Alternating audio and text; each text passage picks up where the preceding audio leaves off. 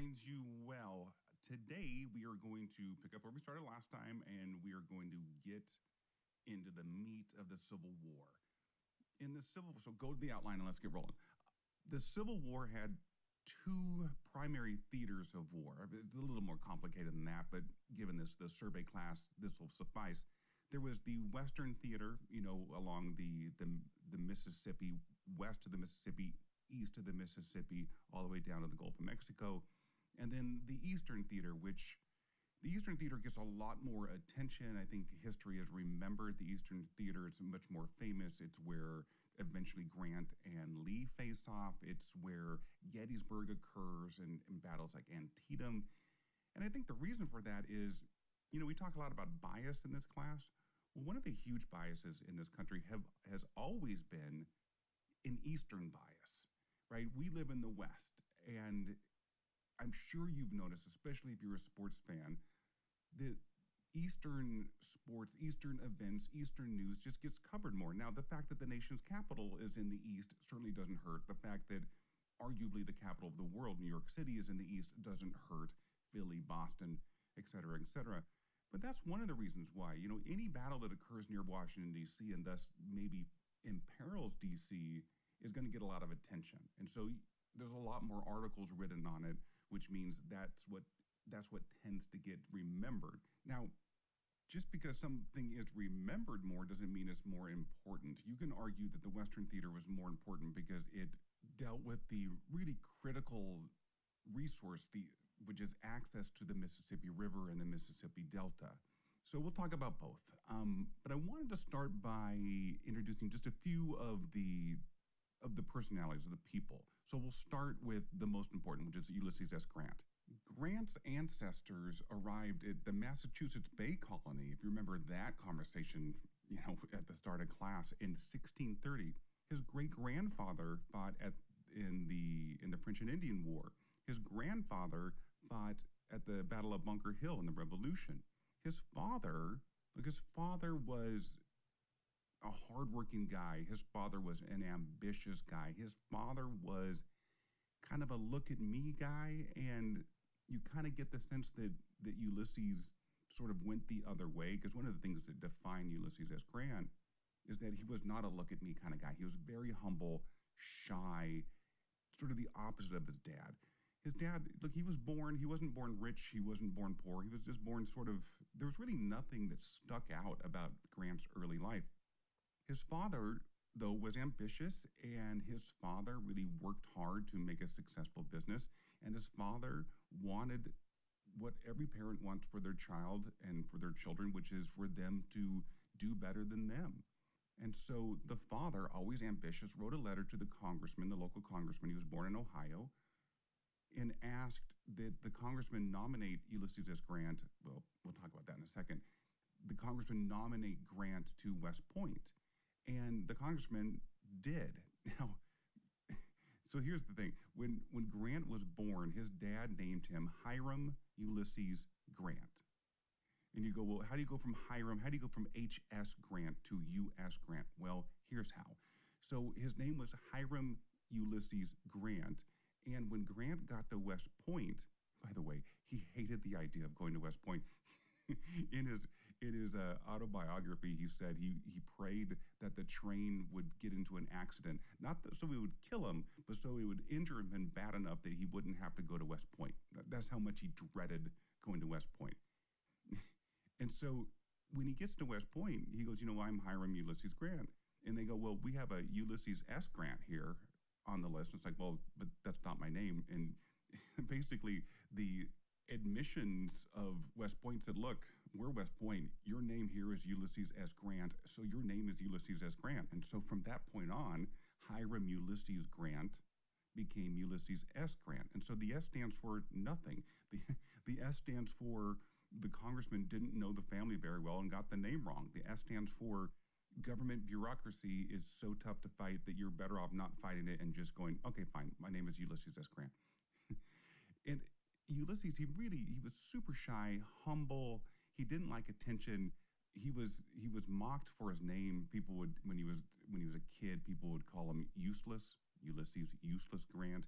And what he hated about getting teased and mocked wasn't so much that he was ever afraid, because he just somehow, like, we'll talk about that later, but it was that when you're being made fun of, you become the center of attention, and Grant hated to be the center of attention.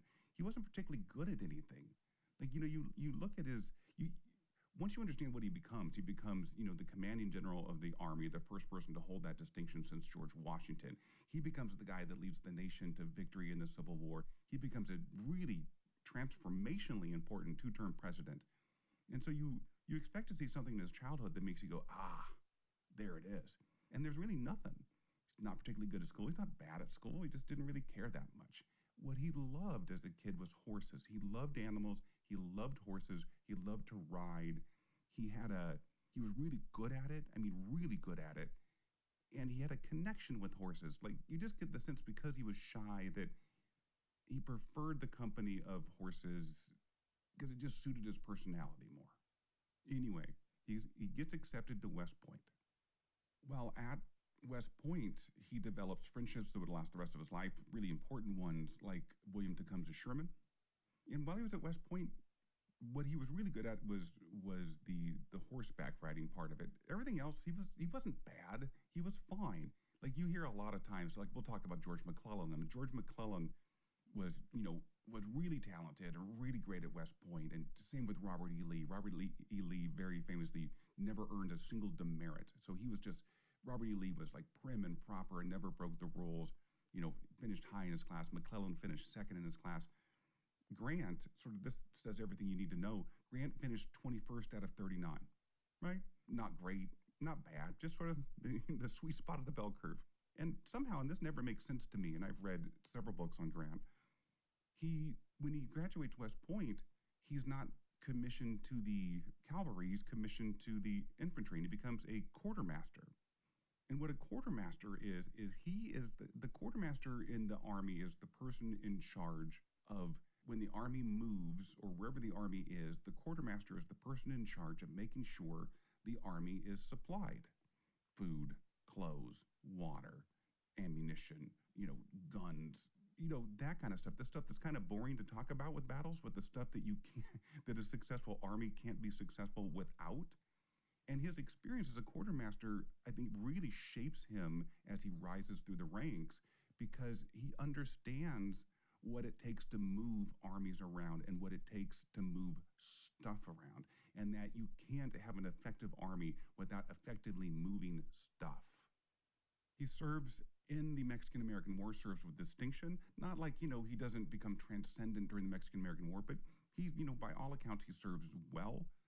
There was one moment, he was quartermaster, but he really itched to see combat.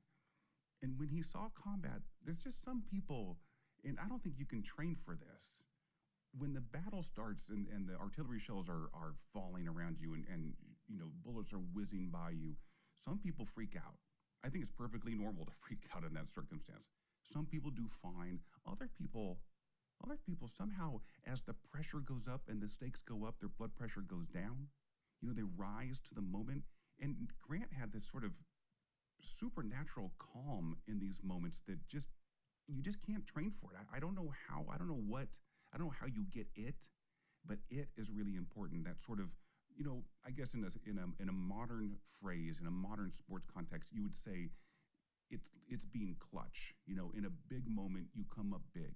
There are some people that in a big moment, they don't come up big. They choke. Most people are average, right? There's a reason why we have words for, courage and cowardice and average, because some people, are each of those things. So anyway, he fights pretty bravely. There was one story, and I'm spending too much time on Grant. I apologize. I could talk about Grant till the cows come home. But one quick story. So he was so great at horseback riding, and they needed to get ammunition from one place to another, and they were facing sniper fire, and it was really hard to get to where you needed to be to get the ammunition. And so they asked for volunteers, and Grant volunteered. And now the head quartermaster isn't supposed to be the one to do that. You have somebody else, a subordinate, do that. But Grant wanted to. And so what Grant did to get by the snipers was, and it's hard to explain, and I'm not a horse guy at all, but he basically rode a horse, but he was slung to one side. And so if you were watching the horse, it didn't look like there was a rider on the horse. You know what I mean? Like, so you're seeing one side of the horse, and the snipers they just thought they saw just a random horse running by. What they didn't see was that Ulysses S. Grant was hanging on the opposite side of the horse. Crazy. He was such a great horse rider. It's so crazy. Anyway, so he serves with distinction in the Mexican-American War. He probably suffered from mild depression, and he was almost certainly an alcoholic and struggled with that. And I think most of us modern Americans understand that alcoholism is a disease. For a long time, alcoholism and drug addiction were seen as moral failings. And I think a lot of people in this country still view them that way. But, the scientific consensus, and I think most, reasonable people now understand that they're not moral failings. They are addictions. And Grant, struggled with alcoholism. Now, he beat it, it didn't ever overcome him, but there were rumors of his drinking. And it's hard to get exactly clear rationales for why this happened, but he just sort of suddenly resigned from the military. Now, after the war, he really disliked military service because he had to be away from his family, and he loved his family. He married a woman named Julia Dent, who came from a slave family. And look, Grant wasn't political. His father was an abolitionist. Grant didn't like slavery, but he just wasn't political. He wasn't an advocate for anything. And we can't, we fall in love with who we fall in love with. And so there were rumors that he drank on the job. This is during peacetime, and rather than being, kicked out of the military, that he resigned. And so he resigned in good standing.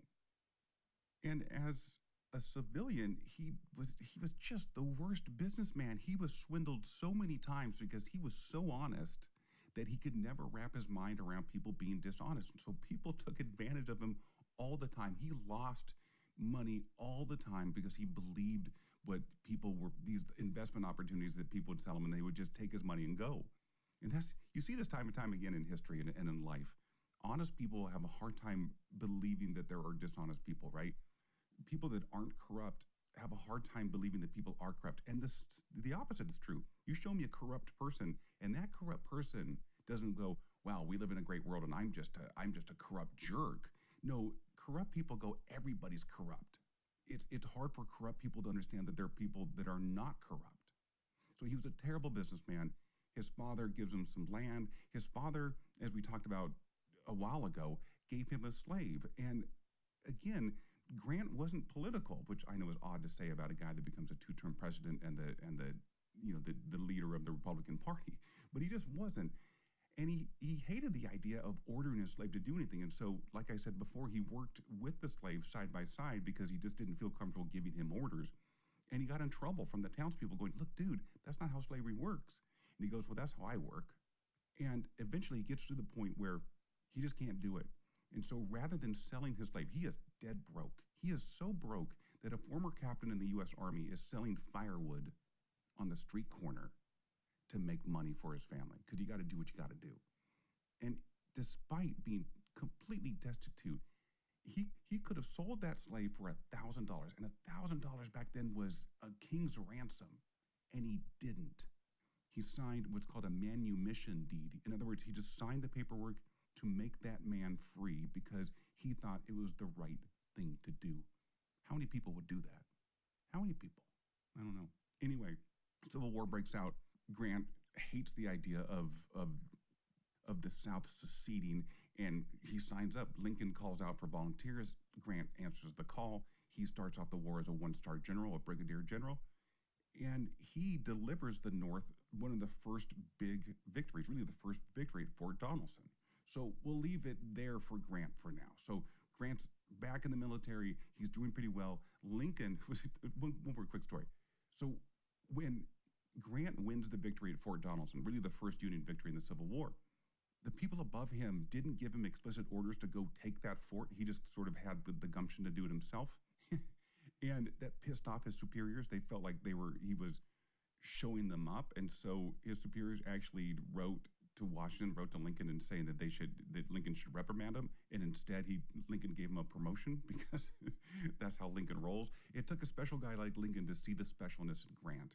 And this is when rumors of Grant drinking on the job, and there's no evidence of this, but because his superiors wanted to kind of diss him, they started spreading rumors about his drinking. And this is when Lincoln, we're not sure if he said it, but Lincoln very well might have said, well, if Grant's drinking, find out what kind of whiskey he drinks and send a barrel of it to every other general in the Union Army because this man fights. Okay, so we'll leave Grant there.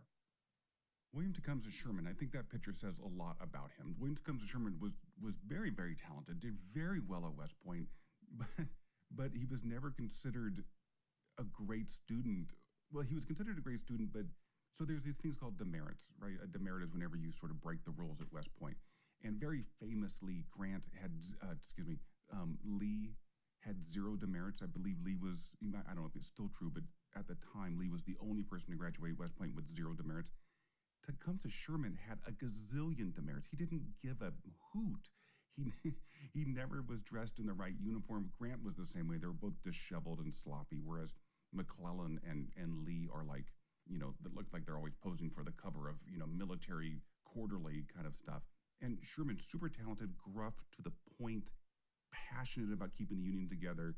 And he becomes the right-hand man to Grant.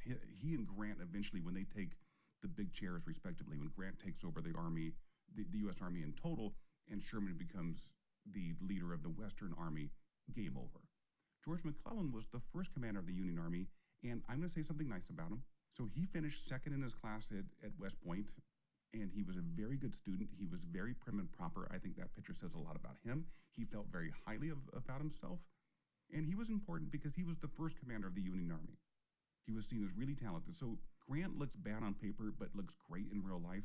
McClellan looks great on paper, but not so much in real life. McClellan, I think his big contribution, because I don't want to talk, I'm going to talk a lot about crap about McClellan, but let me say another nice thing about him.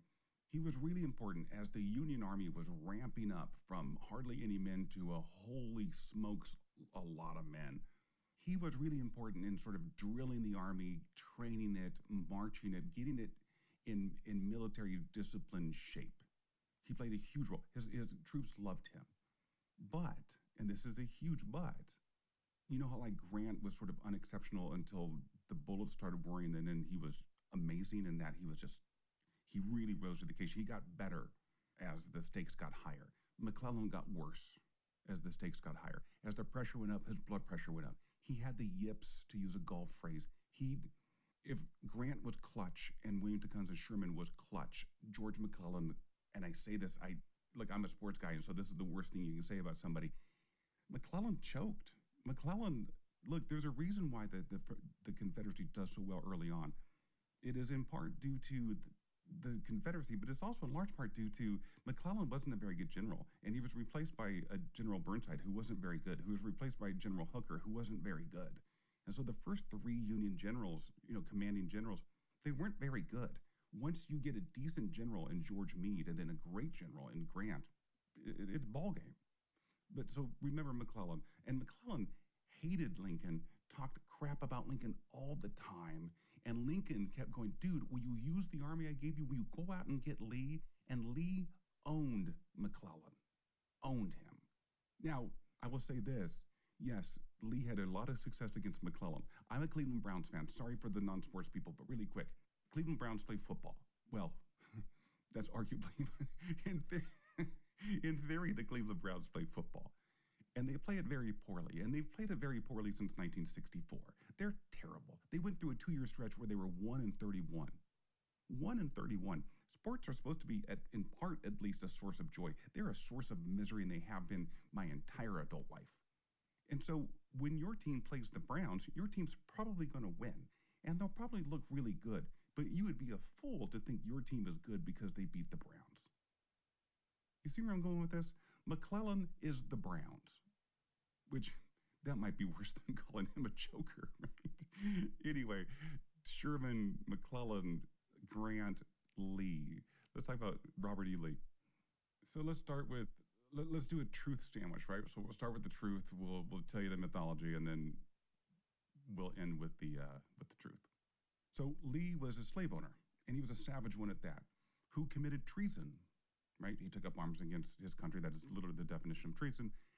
And why, you ask, did he commit treason? Because he was defending the institution of slavery and the basically the white supremacy power structure of the South. Okay, what happened as a result?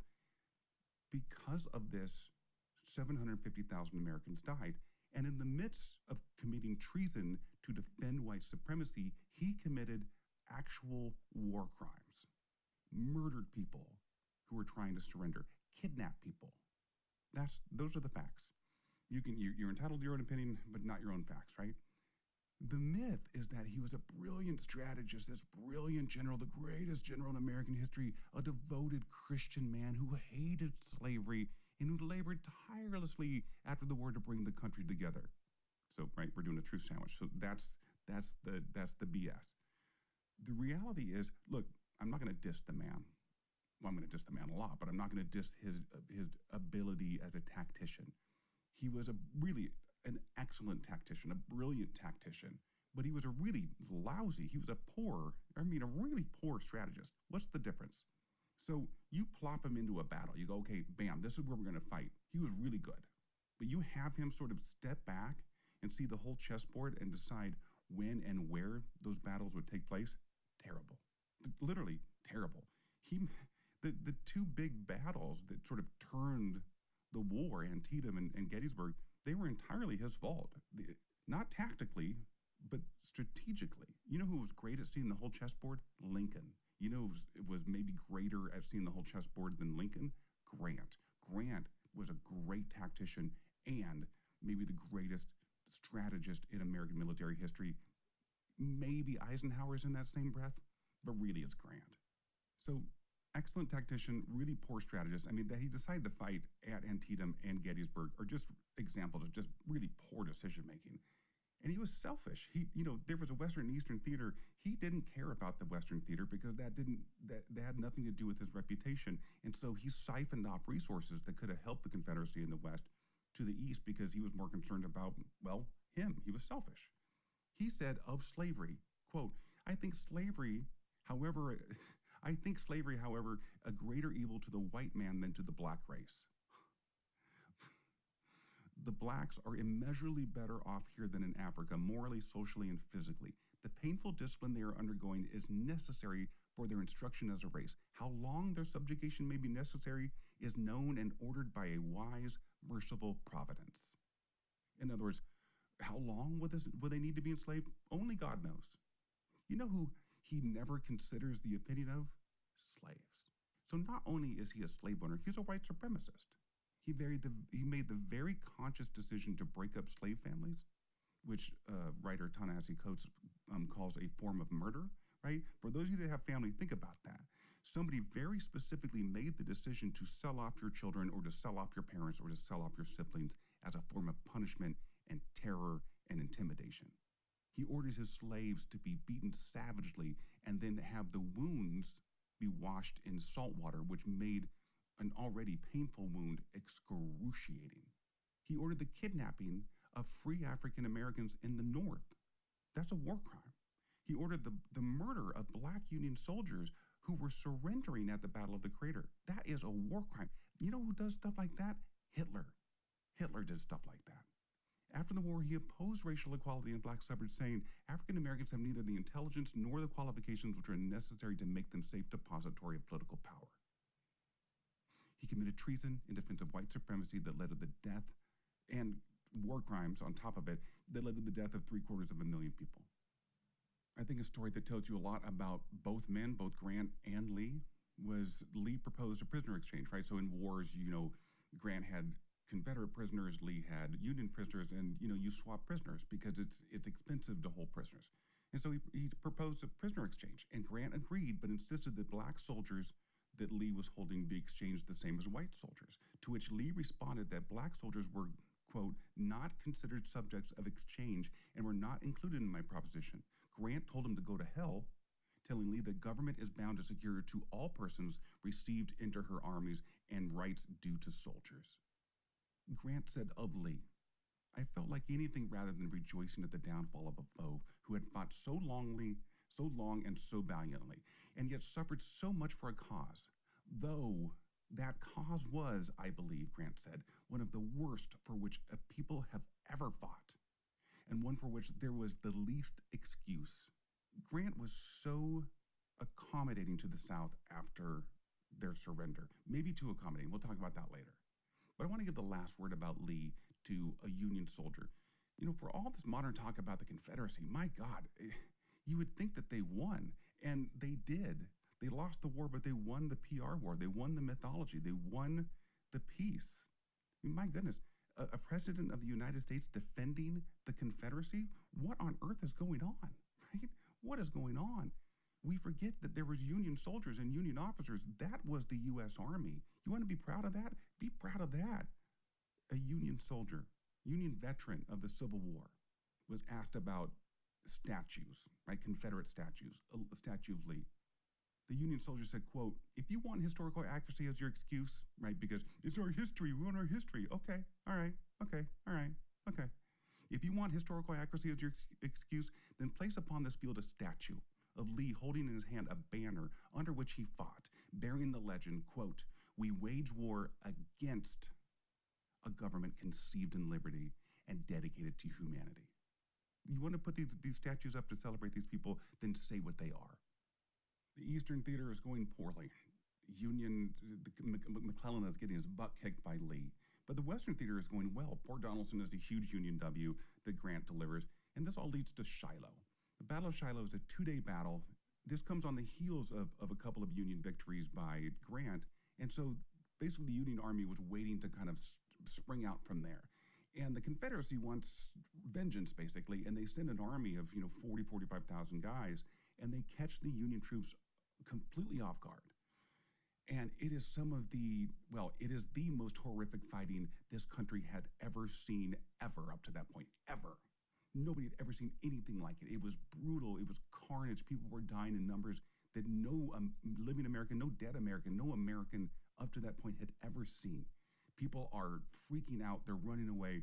They call it seeing the elephant. Later, it's called a soldier's heart. Later, it's called shell shock. Later, it's called combat fatigue. Later, it's called battle fatigue. These are all synonyms for what's called post-traumatic stress disorder, PTSD. Look, it's not normal. Seeing these things, seeing your friend's head blown off his shoulders is not normal. We're not wired to comprehend this stuff. And, God bless our medical facilities now. We are keeping soldiers alive, in Afghanistan and Iraq that, in Vietnam would have died. And that is beautiful. Thank God. But often the soldiers that are coming home with really, really traumatic cases of PTSD. It is one of the great epidemics that our soldiers face now. Rates of suicide go up, alcoholism, drug abuse, problem with relationships. We ask so much of these guys and now women, and it is our moral responsibility to take care of them. And this is really the first time you see it. So the Union gets their butt kicked that first day, just their butts kicked. The Confederacy is so sure that they won that they send word back home. It's like, hey, we won. Tomorrow's just going to be mop-up duty. Sherman, I love this story. Sherman asked to see Grant. And what he was going to say to Grant was, hey, we should retreat across the river, lick our wounds, and then live to fight another day. And then when he sees Grant, they meet under a tree at night. Grant is smoking a cigar as he smoked 15 to 20 cigars a day. Somebody took a picture of him after his win at Fort Donelson, and he was smoking a cigar. And so Americans thought, oh, he must like cigars. And so for the rest of the war, Americans would send him box after box of cigars. And so he obliged them, and he smoked the hell out of them. Anyway, so Grant's chopping on a cigar. The battlefield, Grant said of that battlefield, you could walk from one end of the battlefield at Shiloh to another and never touch the ground. The bodies were so thick. And Sherman had every intention of going, Grant, we should retreat. And then when he sees Grant, he can't do it. He chickens out because he knows Grant is just not a retreating kind of dude. And so he goes, well, Grant, we've had the devil's own today, haven't we? And Grant, with a cigar between his teeth, says, yeah. Lick him tomorrow, though. And that was the plan. Grant had already decided, that's fine. We had a bad day, but guess what? Tomorrow's going to be a good day. And the Confederacy thought they were going to be, on mop-up duty the next day. And guess what? The Confederacy gets surprised and gets their ass kicked.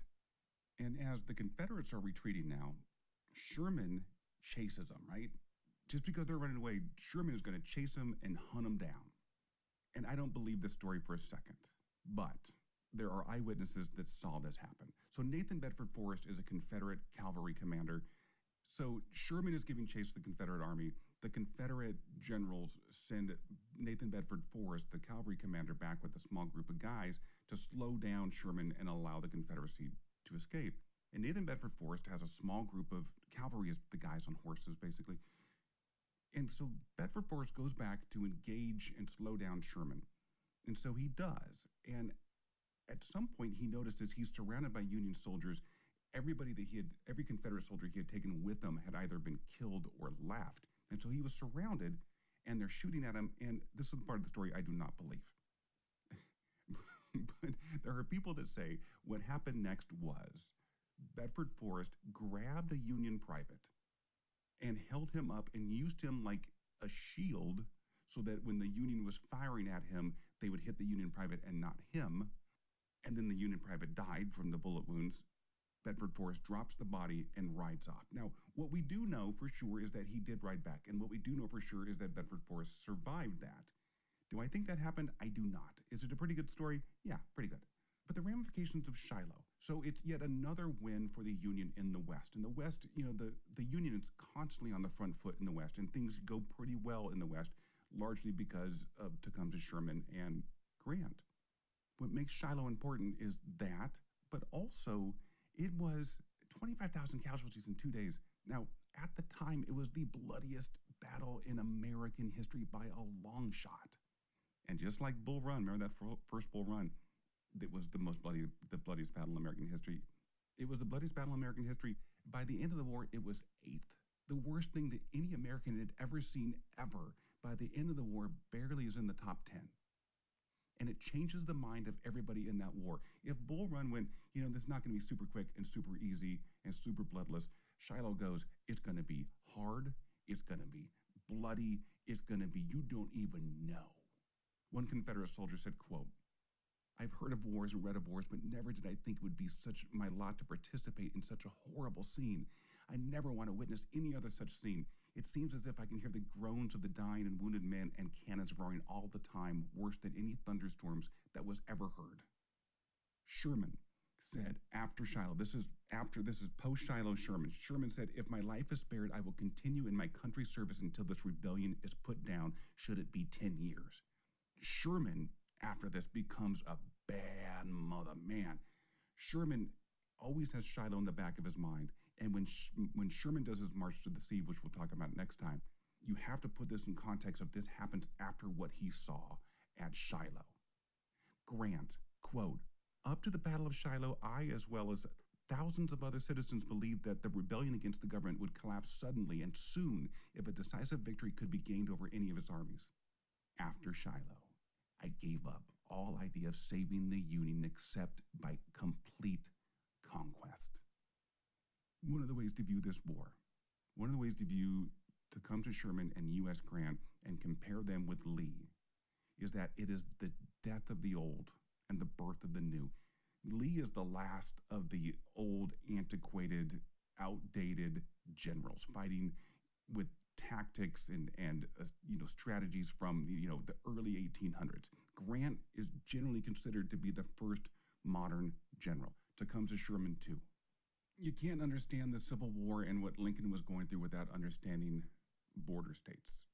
Much of what Lincoln does throughout the Civil War is concerned with border states. Border states are Delaware, Maryland, Kentucky, Missouri, and West Virginia. West Virginia is carved out of Virginia. And what border states mean is these are slave states, but Union states. They are slave states that stayed loyal to the Union. And everything Lincoln did, he had to walk the tightrope, right? Because abolitionists and people like Frederick Douglass and Thaddeus Stevens in the House of Representatives were pushing and pressuring and pressure to make this about slavery. But Lincoln resisted explicitly making this about slavery. He made this about Union because he didn't want to lose the border states. In his mind, and who am I to argue with Lincoln? In his mind, if you lose the border states, you lose the war. And if you lose the war, then nothing else matters. And so everything he does is with that in mind. Congress passes something called the Contraband Confiscation Act, which basically allowed for Union soldiers, Union armies to confiscate slaves as property and thus free them. The people that understood this was about slavery before anybody else did were the slaves. The second the slaves saw the Union Army, bam, they were gone because they knew what this war was about. They knew what this war was about before Lincoln even thought about uttering the Emancipation Proclamation. So Lincoln's getting pressured. He's getting pressured from slaves. He's getting pressured from, radical Republicans in the House and the Senate, specifically Thaddeus Stevens. He's getting pressured by Frederick Douglass, remember the former slave who ran away, was a transcendentalist speaker, and was a passionate abolitionist. And so there's pressure, but there's also the border state calculation. And Lincoln, it's hard to know where his heart was, but Lincoln was walking the tightrope, right? He's a politician. And politicians have to balance coalitions. And if you make it too explicitly about slavery, you might lose the border states. If you don't make it all about slavery, you might lose the abolitionists. Politics is tough. And this comes to a head at one of the three. We talked about Shiloh. Here's the second really critical battle that we're going to talk about, Antietam. The first battle on Union soil. The Confederacy, they were wrong, but the Confederacy thought if they go into Maryland, that Maryland was a slave state, but a Union state, that the people of Maryland would rally to the Confederate Army. They did not. They didn't want them there. And they thought, if the Confederacy thought, if they could get a decisive victory on Union soil, maybe that England and France would go, okay, the Confederacy has a puncher's chance, we'll support them. And Antietam is one of those battles that point out Lee's really significant flaws and McClellan's significant flaws. Like in sports, where you see a great game and you say, boy, it's a shame somebody had to lose that game. With these two knuckleheads, McClellan and Lee, it's a shame somebody had to win this battle. Because this is literally true. Lee had battle plans drawn up, and the battle plans fell into the hands of the Union. And Lee knew this. And yet, knowing that the Union knew his plans, Lee decided to do it anyway, which, look, it doesn't take a rocket scientist to go, that is idiotic. Because it is idiotic. He is not a great strategic thinker. He's just not. Lee had one move, that was to attack. Grant had like 10 moves. Grant would do whatever the moment needed. If it was to attack, he would attack. If it was to lay siege, he would lay siege. If it was to use subterfuge and be sneaky, he would do that. Whatever the situation called for, Grant did. Lee had one move, attack, attack, attack. McClellan, who outnumbered Lee greatly in this battle, when this battle starts, by the time it's over, McClellan, a third of the Union troops, never fired a shot because he was so afraid of Lee. There's a great quote from Grant. And Grant is talking about, because Lee is just owning McClellan and then Burnside and Hooker. and Grant says to one of his subordinate generals, he goes, ugh, I'm heartily tired of hearing about what Lee is going to do. Some of you always seem to think that he's suddenly going to turn a double somersault and land in our rear and both of our flanks at the same time. Go back to your command and try to think of what you're going to do yourselves instead of what Lee is going to do.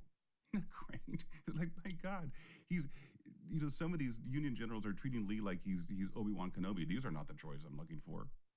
Anyway, McClellan chokes. Lee is strategically a moron in this battle, and McClellan chokes. And the Battle of Antietam, September of 1862, is to this day, knock on wood, Antietam is the bloodiest day in American history. It was then, it is now, and good Lord willing, the creek don't rise, it will be for the rest of time.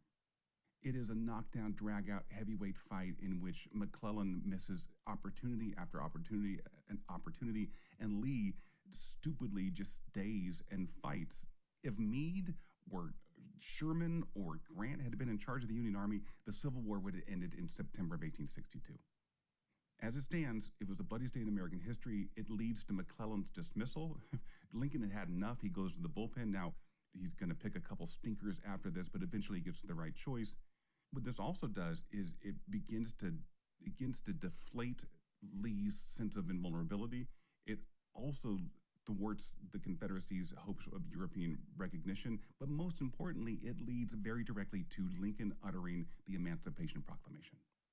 Up to the Battle of Antietam, Lincoln said this war was about preserving the Union because he had to sort of balance the border states. But he was receiving pressure from slaves, from the military, honestly, from northern churches, from northern abolitionists, from radical Republicans. And eventually he changes his mind. Eventually he goes, you know what? I'm going to make this about slavery. Because I think deep down in his heart, he always knew it was about slavery. He was trying not to scare off the border states. And so after the victory at Antietam, Lincoln issues the Emancipation Proclamation. And what it says, most people think it freed the slaves. It didn't quite do that. What it actually said was everywhere in which the Confederacy is actually an active rebellion, those slaves are free.